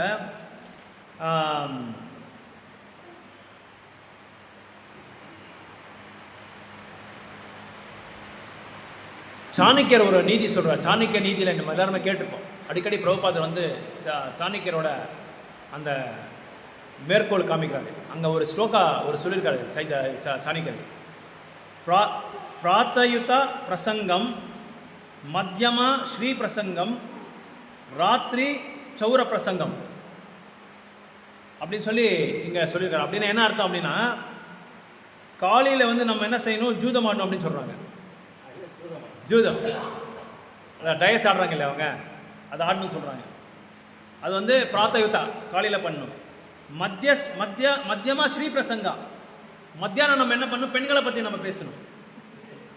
அப்புறம் ராத்திரி நம்ம என்ன பண்ணணும், திருடனாக இருக்கணும். இதில் என்ன மீனிங் அப்படின்னா சாணக்கியர் சொல்கிறது ரொம்ப அருமையான ஒரு நீதி வாக்கியம் இது. என்ன இதுக்கு மீனிங் அப்படின்னா, காலையில் நம்ம என்ன செய்யணும், மகாபாரதத்தை படிக்கணும் அப்படின்றாங்க. ஏன்னா ஜூதம் ஆடுறதுலாம் மகாபாரதம் தானே வருது, அதை பற்றி நம்ம படிக்கணும், அதை பற்றி நம்ம தெரிஞ்சுக்கணும். ஏன்னா கேம்லிங் அதில் தானே வருது. ஸோ மகாபாரதத்தை பற்றி நம்ம காலையில் படிக்கணும் அப்படின்னு சொல்லி சொல்கிறாங்க. மத்தியானம் பெண்களை பற்றி பேசணும் அப்படின்றாங்க. அப்படின்னா என்னன்னா, ராமாயணத்தில் ஒரு பெண்ணால் தான் எல்லாமே நடந்தது. மந்த்ரானால தான் அந்த மாற்றமே வந்துடுச்சு. அதனால் ராமாயணத்தில் மந்த்ரா வந்து கைகேயிக்கு சொல்லி கொடுத்ததுனால தான் அங்கே டோட்டலாக ராமாயணத்தோட அந்த திருப்பமே வந்தது. அதனால தான் மாற்றமே. அதனால் ராமாயணத்தை பற்றி மத்தியானம் படிக்கணும் அப்படின்னு சொல்கிறாங்க. நைட்டு வந்து திருடனை பற்றி நம்ம வந்து ராமாயணம், நைட் ராத்திரி வந்து நம்ம என்ன பண்ணணும், திருடனை பற்றி நம்ம கேட்கணும். யார் திருட? நம்ம சீராச்சோராய கோபால், வெண்ணெய் திருடன், அவரை பற்றி நம்ம கேட்கணும். அப்படின்னா விரஜபூமியை பற்றி நம்ம கேட்கணும் அப்படின்னு சொல்லி சொல்கிறாரு. இப்படி சாணக்கியர் சொல்கிறாரு. அந்த மாதிரி அந்த அது கேட்கறதுக்கு ஒரு நமக்கு என்னடா பெண்களை பற்றி பேச சொல்கிறாங்க, ஜூதம் ஆட சொல்கிறாங்க, திருடனை பற்றி பேச சொல்கிறாங்களே அப்படின்னு சொல்லி நமக்கு தெரியுது. ஆனால் அது பின்னாடி இந்த பெரிய ஒரு விளக்கமே இருக்குது. ஸோ நம்ம இந்த மகாபாரத ராமாயணம் இதில் எல்லாமே நம்ம கேட்டுட்டு இருந்தால் அது கேட்கறதுக்கு வந்து ரொம்ப அசிங்கமாக இருக்க மாதிரி இருக்கும். ஆனால் அது பின்னாடி ஒரு பெரிய விளக்கமே இருக்கும் அதில். அதனால் சாணக்கியர் இப்படி சொல்கிறார். அதனால் பகவான் என்ன பண்ணுவார் அப்படின்னா, பாருங்கள், பாண்டவர் கூடயே பகவான் இருந்தார். எல்லா சமயத்திலும் கிருஷ்ணர் பகவான் இருந்தார். அவங்களுக்கு எந்த மாதிரி ஒரு பிரச்சனை வந்தால் கூட பகவான் இருந்து கூட அவங்களுக்கு பிரச்சனை வந்திருக்கு. நிறைய பேர் கேள்வி கேட்குறாங்க, ஆனால் பகவான் கூடயே இருக்கார், பாண்டவருக்கு கொஞ்சமாவது அவருக்கு கொஞ்சம் கருணையே இல்லை, அவர் ஹெல்ப் பண்ணியிருக்கலாம் இல்லை, ஏன் ஹெல்ப் பண்ணல அப்படின்னு சொல்லி கேட்குறாங்க. அதுக்கு ஆச்சாரியர் வந்து விளக்கத்தை கொடுக்குறாங்க. பகவான் வந்து எல்லாருக்குமே வந்து பிரச்சனை சால்வ் பண்ண மாட்டாங்க. எந்த பிரச்சனை வந்தாலும் சால்வ் பண்ண மாட்டாங்க. அந்த கதையே இருக்காது, கதையே க்ளோஸ் ஆகிடும். எந்த ப்ராப்ளம் வந்தாலும் சால்வ் பண்ணிட்டு அப்போ என்ன இருக்கும், ஒன்றுமே இருக்காது. அதில் வந்து ஹைலைட்ஸே இருக்காது. அதனால் என்ன சொன்னார் ஆச்சாரியா சொன்னா, அந்த பிரச்சனையை வந்து எப்படி வந்து காயை நவத்தணும், அதுக்கு வந்து என்ன கொடுக்குவாங்க, நம்மளுக்கு அறிவையும் சக்தியும் கொடுக்குறாரு அப்படின்றாரு. உண்மையான அது. இப்போ நம்ம நிறைய ப்ராப்ளம்ஸ் வந்து சால்வ் ஆகுறது இல்லை. அது ஏன் சால்வ் ஆகுறதுனா நம்ம என்ன செய்யணும், கல் மாதிரி இருக்கார் கிருஷ்ணர், பார்த்துட்டே இருக்காரு, எந்த ப்ராப்ளமும் என்னோட ப்ராப்ளம் சால்வ் பண்ணல அப்படின்னு சொல்லி நம்ம நினச்சிட்டு இருக்கோம். ஆனால் அவர் என்ன கொடுத்துருக்காரு, நம்மளுக்கு அறிவை கொடுக்குறாரு, நமக்கு இன்டெலிஜென்ஸ் கொடுக்குறாரு, இன்டெலிஜென்ஸும் கொடுக்குறாரு நமக்கு. அதை வந்து அதை கையாடுறதுக்கு வந்து ஒரு சக்தியை கொடுக்குறாரு நம்மளுக்கு, எப்படியெல்லாம் இதை ஹேண்டில் பண்ணும், அந்த தைரியத்தை கொடுக்குறாரு. முக்கியமாக நமக்கு தைரியம் வருது, பகவான் இருக்கிறாங்கன்ற ஒரு தைரியம் இருக்கு இல்லையா, அந்த தைரியத்தை கொடுக்குறாரு. அந்த தைரியத்தையும் அந்த தைரியம் வரும்போது என்ன ஆகுது, ஆட்டோமேட்டிக்காக அந்த இன்டெலிஜென்ஸ் கொடுக்குறாரு.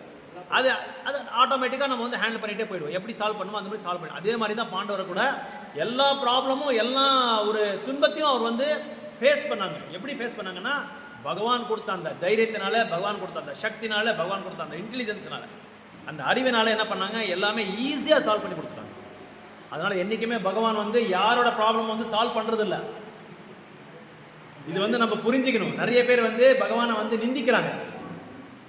இவ்வளோ பண்ணுறோமே, இவ்வளோ ஹரிநாமத்தை பண்ணுறோமே, இவ்வளோ சேவை பண்ணுறோம், கோயிலுக்கு வந்து பக்தர் கூட சத்சாங்கத்தை பண்ணுறோம். ஆனால் பக்தர்கள் எல்லாம் என்ன சொல்கிறாங்க, நீங்கள் பிரச்சனை இல்லாமல் வாங்க, எல்லா பிரச்சனையும் உங்களுக்கு தீந்திடும் கோயிலுக்கு வந்தா அப்படின்னு சொல்லி சொல்கிறாங்க. நாமத்தை சொன்னால் ப்ராப்ளம் சால்வ் ஆகிடும் சொல்கிறாங்க. ஆனால் கண்டிப்பாக ஆகும். எப்படி ஆகும்னா, இந்த மாதிரி ஒரு வழியில் தான் ஆகும். அறிவு கொடுத்துருக்காரு பகவானே. மத்த ஸ்மிருதி ஞானம் அப்போஹனம் அப்படின்னு சொல்லிட்டு 15வது அத்தியாயத்தில் 15 ஸ்லோகத்தில் எல்லாமே அது அறிவு. அந்த அறிவெல்லாம் அவர்கிட்ட தான் வருது. சம்பூர்ணமான அறிவு எங்கே வருது, நமக்கு அவர்கிட்ட தான் வருது. ஸோ அதனால் நம்ம பகவான்கிட்ட என்ன கேட்கணும்னா, எந்த பிரச்சனை வந்தாலும் எனக்கு பரவாயில்ல கிருஷ்ணா, எப்பேற்பட்ட எனக்கு மீறி என்னால் முடியாத ஒரு காரியம் வந்தால் கூட பரவாயில்ல, ஆனால் நான் உன்னோட ஆசிரியத்தை நான் எடுக்கணும், உன்னோட அடக்கலம் நான் எடுக்கணும், அதை மட்டும் இருந்தால் எனக்கு போதும் அப்படின்னு சொல்லி நீங்கள் ஆச்சாரியார் சொல்கிறாங்க. ஸோ அந்த நவுத்துறவங்க பாருங்கள், அந்த என்ன சேலஞ்சஸை வந்து நம்ம வந்து எப்படி ஃபேஸ் பண்ணுறோம் பாருங்கள். அதை வந்து அவரோட இது மேலே தான் ஆதரப்பட்டிருக்கு. எவ்வளோ அளவுக்கு நம்ம வந்து சரணாகதி ஆகிறோமோ அந்த அளவுக்கு பகவான் என்ன பண்ணுவார், நம்மளுக்கு அது கரெக்டாக நவுத்துற அந்த அறிவை நம்மளுக்கு கொடுத்துடுவார். அதே மாதிரி ஒரு நபர் வந்து நதிக்கரை ஓரமாக நடந்துட்டு போயிட்டே இருக்காரு. அவருக்கு பல பிரச்சனைகள் வாழ்க்கையில், எப்போதுமே பிரச்சனைகள் வாழ்க்கையில். அவர் நல்ல சந்தோஷத்து டைமில் இருக்கும்போது அவரோட நிழல் வந்து 2 காலாக இருக்குது 4 காலாக ஆகுது. 2 காலாக இருக்குது 4 காலாக தெரியுது அவருக்கு. அது பார்க்குறாரு, அவர் நிழல் 4 காலாக தெரிஞ்சுட்டு இருக்கும். ஆனால் அவர் துன்பமாக இருக்கும்போது அந்த 2 கால் தெரியாமல் இருக்குது. 4 கால் தெரியல, 2 கால் தான், 2 கால் நடக்கிற மாதிரி தான் தெரியுது. ஒரு நாள் கேட்டார் அவர் பகவான் கிட்ட, பகவானே நான் ரொம்ப துன்பமாக இருக்கும்போது என்னால் தாங்க முடியாத ஒரு வலி, அந்த வலியை வந்து எப்படியாவது போக வைக்கணும்னு சொல்லி நான் உங்ககிட்ட பிரார்த்தனை பண்ணா, அப்போ நீ ஆளே காணுமே, எங்கே போயிட்ட நீ? அந்த சமயத்தில் நீ வேணும் எனக்கு ஆதரவு கொடுக்கறதுக்காக, எனக்கு வந்து சகாயப்படுறதுக்காக, அந்த சமயத்தில் தான் நீங்கள் வந்து எனக்கு என்ன பண்ண, ஒரு பாதுகாப்பாக நீங்கள் இருக்கணும். அந்த சமயத்தில் நீங்கள் இருக்க மாட்டாங்க. ஆனால் நான் சந்தோஷமாக ஜாலியாக அனுபவிச்சுட்டு இருக்கும்போது என் கூடயே இருக்கிறீங்க ஏன்னு சொல்லி கேட்டார். இதுக்கு என்ன ஆன்சர் நம்ம கெஸ் பண்ணி பாருங்க. சொன்னேன் கெஸ் பண்ணி ஏதாவது சொல்லுங்க ஆன்சர் இருக்கு. அவருக்கு எப்படி ஆன்சர் கொடுக்கலாமோ? எப்படி ப்ரோ? ஷேடோ. அதான் ஷேடோவா நீங்கள் அதை வரீங்க. நான் சந்தோஷமாக இருக்கும்போது என் கூட இருக்கிறீங்க, ஆனால் துன்பமாக இருக்கும்போது என் கூட இருக்க மாட்டேன்றீங்க ஏன்னு சொல்லி கேட்குறாரு அவர். அதுக்கு பகவான் என்ன சொல்கிறாரு அப்படின்னா, யாராவது சொல்கிறீங்களா? ட்ரை பண்ணுறீங்களா? கெஸ் பண்ணுறீங்களா? ரொம்ப நல்ல பியூட்டிஃபுல் கேள்வி கேட்குறாரு. அதுக்கு என்ன சொல்கிறார் தெரியுமா பகவானே? நீங்கள் கஷ்டமாக துன்பத்தில் இருக்கும்போது உங்களுக்கு நிரலில் வந்து 2 கால் தான் தெரிஞ்சது. ஏன்னா நான் உங்களை தூக்கிட்டு சமத்துட்டு இருக்கேன். உங்களை தூக்கி வச்சு சமத்துட்டு உங்களோட சமத்தை வந்து நான் வந்து ஏற்றிக்கிட்டு இருக்கேன். அதனால அந்த 2 கால் உங்களுக்கு தெரியல, அந்த நிரலோட கால் தெரியல. நீங்கள் சந்தோஷமாக இருக்கும்போது நான் உங்கள் கூட ஆடிட்டு பாடிட்டு வந்துட்டே இருக்கேன். அதனால தான் தெரியுது அப்படின்னு. அதனால தான் தெரியுது அந்த. அதனால் நம்மளுக்கு நிறைய கஷ்டங்கள் துன்பங்கள் எல்லாமே நம்ம வாழ்க்கையில் வந்துட்டு இருக்கு. பகவான் நம்ம கூட அவர் சமத்துட்டு இருக்காரு, ஆனால் நம்ம கண்ணுக்கு தெரிய மாட்டேங்குது. ஏன்னா அந்த வழியில் நம்ம என்ன செய்கிறோம், பகவானை நிந்திக்கிறதுக்காக நம்ம முயற்சி பண்ணுறோம், மறந்துடுறோம். நம்ம கம்ப்ளீட்டாக நம்ம மறந்துடுறோம் பகவானை. ஸோ துன்பம் வர்றதே காரணம் அதே தான். நம்ம பகவானை மையமாக வைக்காம அவரை நிந்திக்கிறதுக்கானால தானே நமக்கு காரணம். நம்ம அவங்க தூரமாக போயிட்டுருக்கோம், அவங்க விலங்கு தூரமாக போகிறோம். அது தூரமாக போகிறதுனால தான் நம்ம துன்பம் ஜாஸ்தி ஆகிட்டே வரும். எந்த அளவுக்கு கஷ்டம், தலைக்கு மேலே ஆகாயம் உளுந்தா கூட நம்ம வந்து அவரை மறக்கக்கூடாது. இது எல்லாமே உன்னோட ஸ்பெஷல் மெர்சியா. இப்போது ஸ்வீட் ஸ்டாலுக்கு நம்ம போனால், உங்களுக்கு நம்ம பிரபுக்கெல்லாம் தெரியும், ஒரு பழைய ஸ்வீட் ஸ்டால் வந்து இருந்தது. அவர் பேர் என்ன பிரபு? அம்மா எம்ஜி ரோட்டில் ஒருத்தர் இருந்தார் இல்லையா, ராதா. அவர் பேர் ரொம்ப நல்லா இருக்கு, அவர் பேர் மறந்துட்டாங்க. இங்கோகுரு குச்சேலான்ற சொல்லி ஒரு ஸ்வீட் கடை நம்ம பிரபுக்கு எல்லாருமே தெரியும். அவங்க கடையில் ரொம்ப ஃபேமஸ் மைசூர் பாக்கு. ஒரு மைசூர் பாக்கு வந்து முன்னாடியே வச்சிருப்பாரு, இன்னொரு ஸ்பெஷல் மைசூர் பாக்கு வந்து பின்னாடி வச்சிருப்பாரு. யாராவது கேட்டால் ஸ்பெஷல் மைசூர் பாக்குன்னு கேட்டால் அந்த ஸ்பெஷல் மைசூர் பாக்கு கொடுப்பாரு. கேட்கலன்னா இந்த ஆர்டினரி மைசூர் பாக்கு வந்து பாமாயில் பண்ணியிருப்பாங்க, அது கொடுத்துருவாங்க. உள்ளே இருக்கிற மைசூர் பாக்கு வந்து நெய்யில் பண்ணியிருப்பாங்க. அப்படின்னா என்ன, எதுக்காக இது சொல்கிறேன் அப்படின்னா, பகவான் வந்து நம்மளுக்கு துன்பத்தை நம்மளுக்கு கொடுக்குறாங்க அப்படின்னா, தாங்க முடியாத ஒரு வலியை நம்மளுக்கு கொடுக்குறாங்க அப்படின்னா ஸ்பெஷல் மைசூர் பாக்கு கொடுக்குறாங்கன்னு அர்த்தம். நெய்யில் பண்ணியிருக்கிற மைசூர் பாக்கு எது கொடுக்குறாங்கன்னா, அதை வந்து சீக்கிரமாக போக வைக்கிறதுக்காக தான் பண்ணுறாரு. ஏன்னா அது இருந்தால் நான் ஒரு பகவான்கிட்ட நம்ம போக முடியாது, பகவானை நோக்கி நம்ம போக முடியாது. அந்த இங்கே இருந்துட்டு போகிறோம், அவ்வளோதான். இங்கே தான் கேம்ப் போட்டு முகாம் போட்டு இங்கே உட்காந்துடுறோம். அதனால் என்ன பண்ணுறாரு, சீக்கிரமாக வந்து ஸ்பீட் பண்ணுறாரு. என்றைக்கோ வரப்போகுது, இன்றைக்கே வந்துட்டு சீக்கிரமாக வந்து அதை வந்து முடிச்சுட்டு அடுத்த, ஏன்னா நிறைய இருக்குல்ல நம்ம பண்ணது, 1 2 கணக்கே இல்லை, அது கணக்கே வைக்க முடியாது. ஆடிட்டரை வந்து சேலரி கொடுத்தா கூட அது கணக்கு போட்டு இது பண்ண முடியாது, அந்த அளவுக்கு பேலன்ஸ் ஷீட் பெருசாக இருக்குது. ஸோ அதனால் பகவான் வந்து என்ன பண்ணுவாருன்னா, நம்மளோட துன்பத்துக்கு வந்து எப்படி வந்து அதை வந்து ஹேண்டில் பண்ணணும், எப்படி வந்து அதை காயை நமர்த்தணும், எப்படி ஹேண்டில் பண்ணலாம், அந்த அறிவை அவர் நமக்கு கொடுத்துருவார். அந்த அறிவை வந்து நம்ம சரியாக பயன்படுத்தாமல் இருந்தால் மறுபடியும் துன்பம் வந்து நம்ம தேடி தேடி வந்துட்டே இருக்கும்.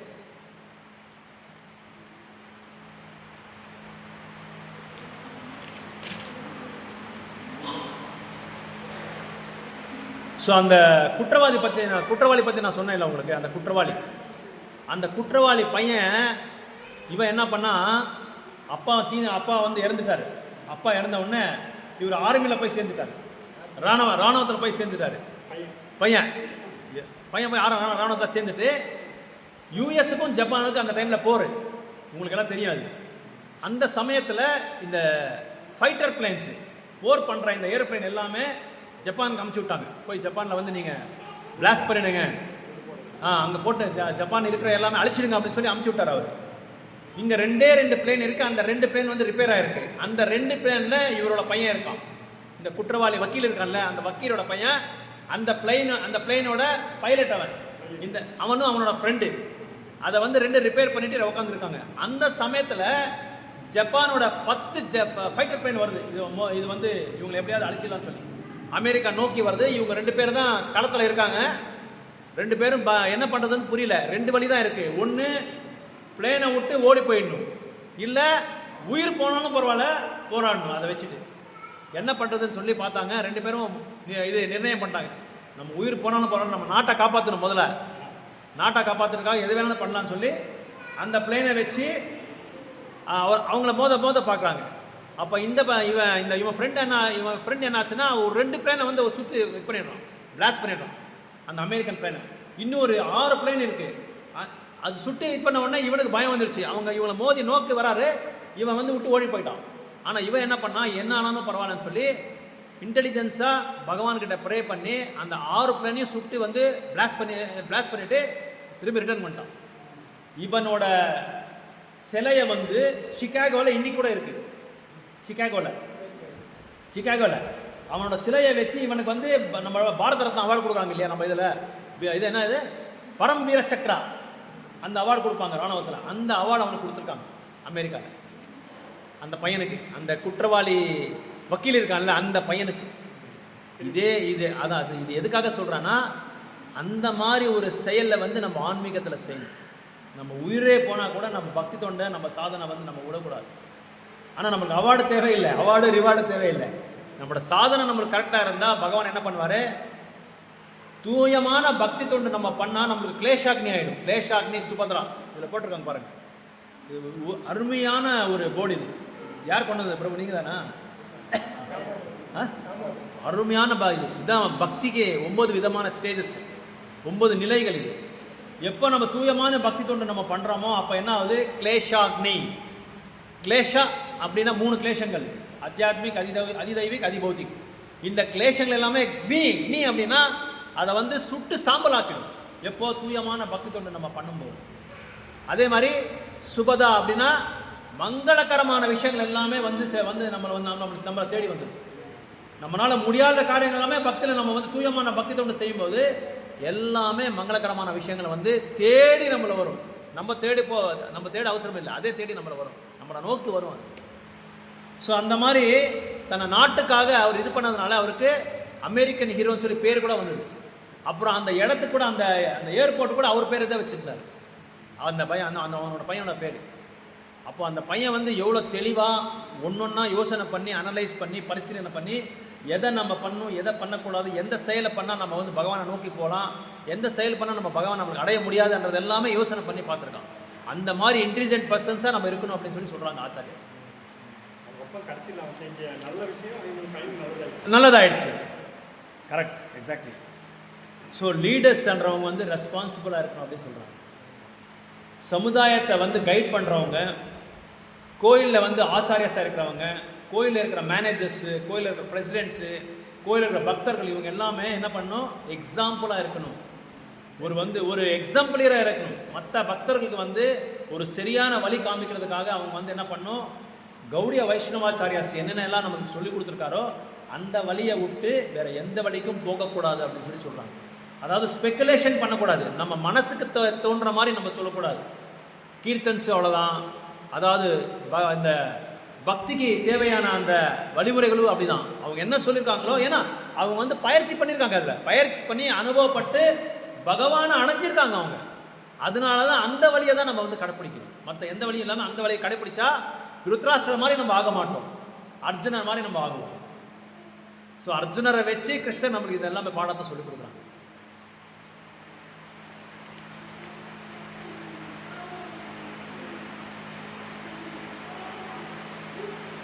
ஸோ அதனால் நம்ம வாழ்க்கையில் வந்து இங்கிலீஷில் சொல்லுவாங்க, ஒரு அஜெண்டா இருக்கணும், ஒரு பாலிசி, ஒரு குறிக்கோள் இருக்கணும்.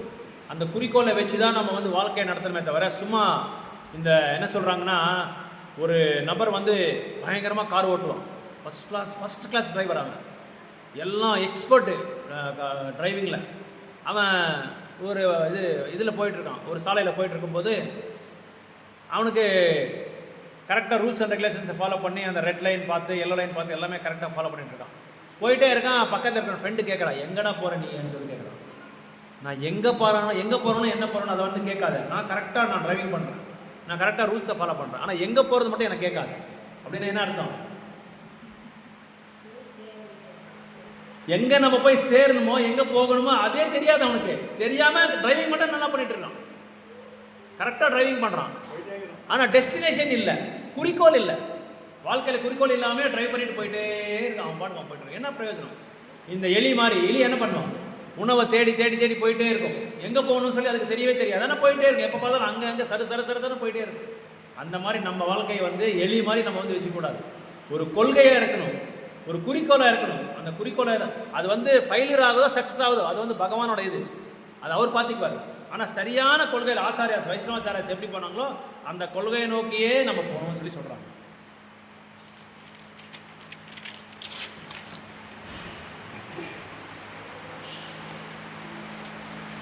அப்புறம் பக்தி சித்தாந்த சரஸ்வதி கோசாமி மகாராஜ் ஒரு பியூட்டிஃபுல் ஸ்டோரி சொல்லியிருக்காங்க. என்ன கதை சொல்கிறாங்க அப்படின்னா, பெங்காலில் ஒரு தடவை என்ன ஆச்சு அப்படின்னா, ஒரு கிராமத்துலேருந்து இன்னொரு கிராமத்துக்கு போகணும் அப்படின்னா கங்கை நதியை தாண்டணும். அப்போ போட்டில் உக்காந்து அதை தாண்டி தான் நம்ம வந்து அந்த ஊருக்கு போகணும். ஒரு பெரிய கல்யாண கூட்டம். அடுத்த நாள் காலையில் வந்து கல்யாணம், நைட்டு வந்து போட் ஏறுறாங்க. போட் மேன் உக்காந்துருக்கான், நிறைய பேர் உக்காண்டாங்க. எல்லாருமே அந்த குடும்பத்தை எல்லாமே ஒரு 60-70 பேர் உக்காண்டாங்க. உக்காந்துட்டு சொன்னாங்க, இந்த மாதிரி இடத்துக்கு நாங்கள் போகணும், எங்களை சீக்கிரமாக கொண்டு போய் அவங்களை விட்டுருங்க. நான் கொண்டு போய் விட்டுறேன், ஆனால் நான் காலையில் தான் ஆகும் அப்படின்னு சொன்னாங்க. விடுங்கால காலையில் வந்து நான் கண்டிப்பாக வந்து உங்கள் நேரத்தை கரெக்டாக நான் போய் அவங்கள விட்டுறேன் அப்படின்னு சொல்லி இவங்க எல்லாமே இவர் போட்டை வந்து ரோ பண்ணிகிட்டே இருக்கார். ரோயிங் என்ன சொல்கிறீங்க? ரோயிங். இவர் போட்டை ஓட்டிகிட்டே இருக்கார். ஓட்ட ஓட்ட ஓட்ட ஓட்ட நைட்டெல்லாம் ஆயிடுச்சு, கஷ்டப்படுறாரு, வேர்வையெல்லாம் கொட்டுது. எல்லாம் நல்லா படுத்துட்டாங்க, இருக்கிறவங்களாம் நல்லா படுத்துட்டாங்க. காலையில் சூரிய உதிக்கிறான். அப்புறம் இவங்க கண்ணை திறந்து பார்க்குறாங்க, இருக்கிற இடத்துல இருக்கிறாங்க, எங்கேயும் போல இருக்கிற இடத்துல இருக்காங்க. இவர் வந்து கஷ்டப்பட்டு போட் ஓட்டுனது தான் கஷ்டப்பட்டு ரோயிங் பண்ணுறாங்க. 2 இடத்த 2 கையில் பண்ணி கையெல்லாம் வீங்கிடுச்சு அவங்களுக்கு. அப்புறம் போட் மேனை கேட்குறாங்க, எங்கப்பா இருக்கிற, நம்ம இருக்கிற இடத்துல இருக்கிற, எங்கப்பா இருக்கிற அப்படின்னா, என்னங்க ராத்திரியெல்லாம் கஷ்டப்பட்டு ஓட்டுருக்கேன் போட்டை, நீங்கள் இந்த மாதிரி சரளமாக ஈஸியாக சொல்லிட்டீங்க நீங்கள் அப்படின்னு சொல்கிறாங்க. எங்கங்க நீங்கள் ஓட்டிருக்கிறது, இருக்கிற இடத்துல நம்ம எங்கே இருக்கோமோ அந்த இடத்துல நம்ம இருக்கிறோம் அப்படின்னா, அப்படியா சொல்லி போய் பார்த்தா அந்த ஆங்கரை, அதுக்கு அந்த ஆங்கரில் வந்து கயிறை மாட்டுவாங்க பாருங்கள், அது எடுக்காமே ஓட்டிருக்கேன் போட்டை. புரியுதுங்களா? அந்த கயிறை எடுத்துகிட்டு போய் மாட்டுறோம் இல்லை, அந்த ஆங்கருக்கு அந்த கொக்கிக்கு மாட்டுறோம் இல்லையா, அந்த கொக்கியிலேருந்து கயிறே எடுக்கல. நம்ம வாழ்க்கை கூட இப்படி தான் இருக்கு. நம்ம வாழ்க்கை எப்படி இருக்குன்னா, நம்ம கஷ்டப்பட்டுட்டே இருக்கிறோம். ஆனால் அந்த ஆங்கர்லேருந்து அந்த கயிறை எடுக்காமையே நம்ம கஷ்டப்பட்டு இருக்கோம். அப்படின்னா ஒரு குறிக்கோள் இல்லாமல் பகவான் கிட்ட எப்படி போகிறது, எதுக்காக நம்ம போகணும் பகவான் கிட்ட, எந்த விதமான ஒரு சேலஞ்சஸை நிறைய ஃபேஸ் பண்ணுறோம், நிறைய துன்பத்தை நம்ம பார்த்துட்டே இருக்கோம். அந்த துன்பம் தான் அவர் ஓட்டுறது, அந்த போட் ஓட்டுறதெல்லாம் துன்பம் தான், ஓட்டிகிட்டே இருக்கிறோம். ஆனால் நம்ம என்ன செய்கிறோம், ஓட்டுறோம் தூங்குறோம். அவர் போட் ஓட்டார், நம்ம தூங்கிட்டே இருக்கோம். நம்ம வாழ்க்கையில் என்ன பண்ணிட்டு இருக்கோம், முழுக்க பாதி வாழ்க்கை எல்லாமே நம்ம தூங்கிட்டு தான் இருக்கோம். நீங்கள் கவுண்ட் பண்ணி பாருங்கள், 24 மணி நேரத்தை கவுண்ட் பண்ணி பாருங்கள், 12 மணி நேரம் நமக்கு தூங்கிட்டு தான் இருப்போம். இன்னும் மீதி நேரம் சாப்பிட்டுட்டே இருப்போம். நம்ம வாழ்க்கை 100 வருஷம் வாழ்க்கை இப்படி தான் ஓடுது. 25 வருஷம் இப்படி ஓடிடுச்சுன்னா 10 வருஷம் குழந்தை பால்ய ஜீவிதமாக அதில் ஓடிடுது. குழந்தையா இருக்கும்போது 10 வருஷம் நம்ம எதுவும் பண்ண முடியாது, நமக்கு தெரியுதில்ல. அப்புறம் இளைஞரான பிறகு ஸ்கூலுக்கு போகிறோம், காலேஜுக்கு போகிறோம், அதில் வந்து 25-30 வருஷம் போயிடுது. இன்னொரு 25 வருஷம் என்ன ஆகுது, வேலை வேலை வேலை வேலை, அதுக்கப்புறம் கல்யாணம் கல்யாணம் கல்யாணம் கல்யாணம், அதுக்கப்புறம் குழந்தை குழந்தை குழந்தை குழந்தை, அதுக்கப்புறம் வயசான உடனே முதுமை ஸ்டார்ட் ஆன உடனே நோய் ஸ்டார்ட் ஆன உடனே மிருத்யு. இப்படி தான் நம்ம வாழ்க்கையை விட்டுருக்கோம். நம்மளுக்கு இருக்கிற அந்த 100 வருஷத்தில் நம்ம 100 வருஷம் இருக்க போகிறதில்ல. இப்போ 50-60க்கே எல்லாமே டிக்கெட் வாங்கிடுவோம். அதில் நம்ம லாஸ்ட்டு அந்த வாழ்க்கையில் நம்ம ரொம்ப சரியாக எச்சரிக்கையாக நம்ம என்ன பண்ணோம், இருக்கிற வாழ்க்கையை வந்து என்ன பண்ணுறது, துர்விநியோகம் பண்ணிக்காமல் பகவானுக்காக பயன்படுத்திக்கிட்டு என்ன செய்யணும், பகவானை நோக்கி நம்ம போயிட்டே இருக்கணும். ஓகே, ஹரே கிருஷ்ணா. ஏதாவது டவுட்ஸ் இருந்தால் கேட்கலாம், கேள்வி இருந்தால் கேட்கலாம். நான் ஹரே கிருஷ்ணா ஒரு ரவுண்ட் ஜபம் பண்ணிடலாம்.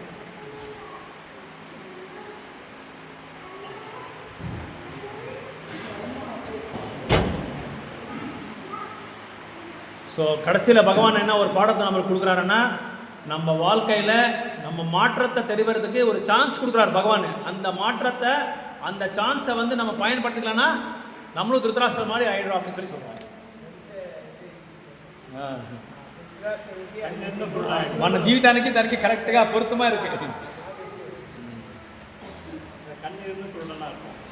கரெக்ட். கண்ணிருந்து கரெக்ட். கண்ணிருந்து குருடனாக தான் நம்ம வாழ்க்கை நடத்திருக்கோம். ஜெய் ஸ்ரீ கிருஷ்ண சைத்தன்யா பிரபு நித்யானந்த ஸ்ரீ அத்வைத கதாதர ஸ்ரீவாசாதி கௌரபக்த விருந்தா.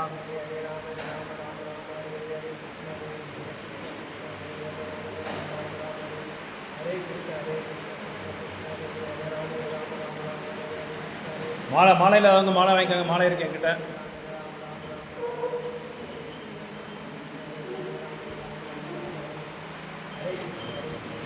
பேக் அப்படியே எடுத்துகிட்டு போயிட்டு யாராருக்கெல்லாம் மாலை வேணுமோ அவங்க கொடுத்துட்டு மறுபடியும் ரிட்டர்ன் வாங்கிங்க.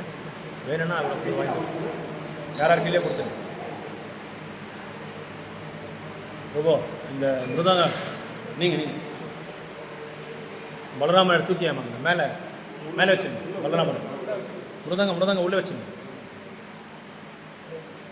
ஹரே கிருஷ்ண கிருஷ்ண கிருஷ்ண ஹரே ஹரே ஹரே ராம ராம ராம ஹரே கிருஷ்ண கிருஷ்ண கிருஷ்ண ஹரே ஹரே ஹரே ராம ராம ராம ஹரே கிருஷ்ண கிருஷ்ண கிருஷ்ண ஹரே ஹரே ஹரே ராம ராம ராம ஹரே கிருஷ்ண கிருஷ்ண கிருஷ்ண ஹரே ஹரே ஹரே ராம ராம ராம ஹரே